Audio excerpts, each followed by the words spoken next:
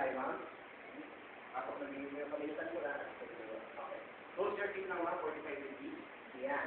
Ang sabi sa ano mga customer ko, bakit daw hindi sa harapan? Kailangan sa likuran.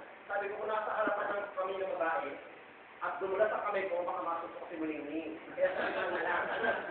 Okay, close your feet lang. Okay. Kukunin ko lang ako, ma'am. Yung gano'n ka. This is my friend. Yes, ma'am. Sabi sa akin. One, two, and three. Tumutumas sila. Isa mo, ma'am. Sabi na, hinihila ko daw. Parang tinutulak ko.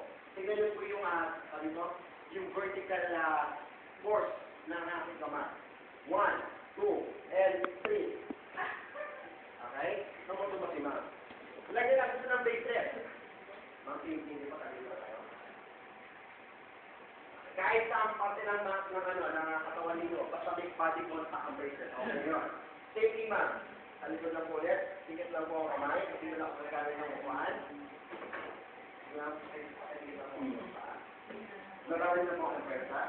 1, 2, and 3. Teka na. Dito tayo. Kaya kita. 1, 2, and 3. Sabi sa anak ako.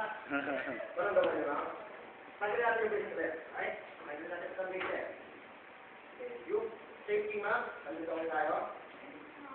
1. Closer dito mo eh. 1, 2, and 3. Diba? Ba't hindi niya makawakan yung balance ng katawan niya?